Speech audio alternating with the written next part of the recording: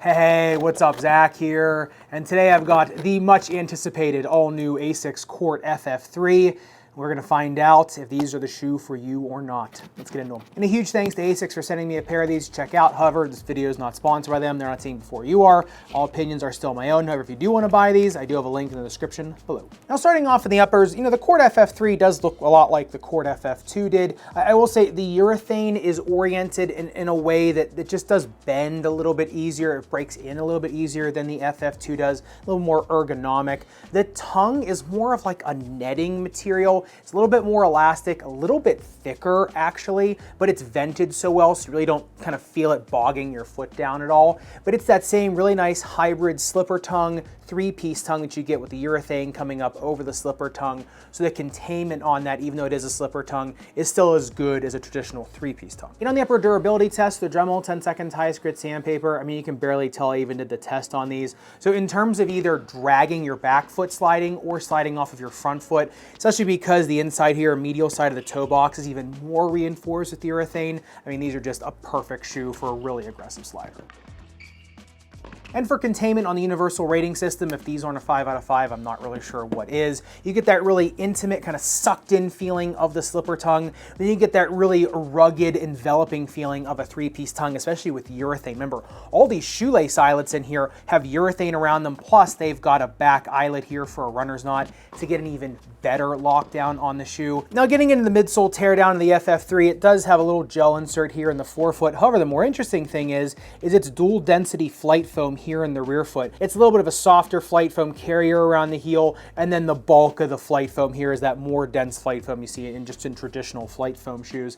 Now the shank here is traditional, but it is a bottom-loaded shank, a lot like the FF2 was. It is really broader on the lateral side of the shoe to help with containment like we just talked about, ankle sprain protection. But because it is a broader, thicker, molded shank, it still does give a little bit of cantilever bending, a little bit of diving board effect. So if you look at the new jump height test, I talked to a physics teacher, a friend of mine, who kind of told me that that was the better way to assess the shank of the shoe. So I've started doing them single-legged in a climate-controlled environment. Now these got 18 centimeters on that single-leg jump height test compared to 17 on the Gel Resolution 9. I just found with these, they are pretty easy to pop up off the ground.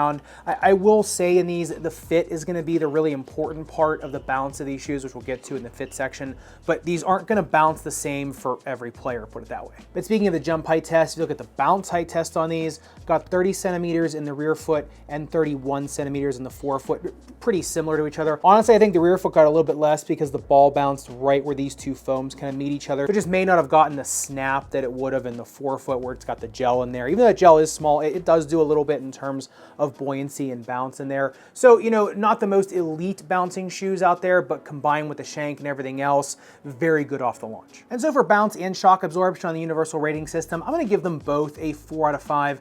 The shank is doing most of the work in terms of the bounce of this shoe I found. And on shock absorption, flight foam's okay. It's pretty good. And because you do have a little bit of a softer flight foam in the heel, it is going to give you a little bit better absorption on crash landings. The only thing I don't like is that in terms of shock absorption, it does stop right here in the middle of your heel. So if you are somebody with existing heel problems, the shock absorption might not be as elite. We can talk about how to augment that in the fit section. Now, the one thing that has changed the most about the FF3, at least in my opinion from the FF2, is the outsole tread. They abandoned the really aggressive wave pattern for more of a linear wave pattern on the lateral side, and then actually just more of a grid pattern here on the medial side of the shoe, which I actually liked a lot. I felt that I got a little bit more feel on the ground from these than in the FF2. You do have a break point here up in the forefoot of the shoe, which we'll talk about in the fit section as well. However, in terms of grip, these were tremendous. I could grip if I wanted, I could slide if I wanted, kind of like in the Adidas Cybersonic as well. And then the air channel through these, kind of going through the rear foot, the massive air channel, and then these two little micro air channels here on the lateral side did allow for more efficient sliding. And so if you look at the speed ratio of the FF3, they only come in at a 1.92, which isn't the highest we've seen out there. However, that ratio is taken down by how heavy the uppers are. I think that's really where it comes down. And so that brings me to speed on the URS. I'm going to give them a 4 out of 5 for speed. If you bring your own leg strength to the table, shoe. These are going to be very fast, especially side to side. They are a little more aerodynamic of a shoe, and like I said, their launch capability is very good. So I think for the right player, they're a very fast side to side shoe. You can really grip from a lot of different angles and get speed from a lot of awkward angles on these. Plus the containment's so good with the shank and everything else. So I would say their side to side speed is like a 20 out of 5. Front to back kind of takes it down into the 4 out of 5 range. He's back.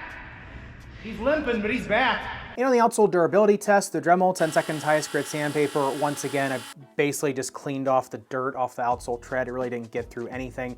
Now this is really only a 2mm tread depth. Tread depth on these is a little bit lower, allowing more efficient sliding on these. However, because of the durability of the AHAR rubber in these and the abrasion resistance additives that are in these, you know, these aren't gonna wear down anytime soon, even if you are a very aggressive slider. And so shocking nobody on the URS durability, these are an easy 5 out of 5. Now the fit of the FF3 is kind of the biggest dividing line of these shoes. You know, they will fit a narrow, medium, or wide width foot. I found I had no problems with my 2E foot in my standard 11 size. However, the one issue is they are a little bit of a longer shoe. So I'd say a narrow and even a medium foot probably want to go down that half size to get the one-to-one performance fit. And that's what's gonna give you more bounce in these. Because I found, because I was just a little bit short in the toe box, I wasn't getting the maximum bounce off of these shoes. So even with that, I was getting really good launch off these, and I really had no problems playing in them. But if you want that really crazy performance out of these, you really wanna get these in a one-to-one fit, especially because of the slipper tongue. You really want that sucking you down. So if you're someone with a really short forefoot, kind of stubby toes,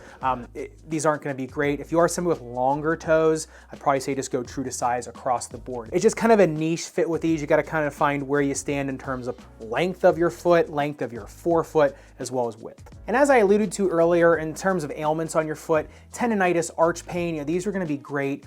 Ball of foot pain and heel pain, I think they're great with an orthotic in these, with a low profile orthotic in them. So I'll leave a couple links in the description that I like the most. However, I think when you augment it with that, then I think you get to take advantage of a little bit more of the less dense flight foam and then the more dense flight foam underneath of your arch. And I think you feel it better with the orthotic because it kind of combines them a little bit, kind of makes them just into one sensation under your heel instead of feeling both of these right underfoot. And so for comfort on the universal rating system, I'm gonna give them a 3 out of 5 because with an orthotic, I think they're a 5 out of 5 for anybody. And if you're not someone that has kind of like a snake bitten limb or any ailments, then they're as comfortable as can be. I mean, I had 0 issues with comfort.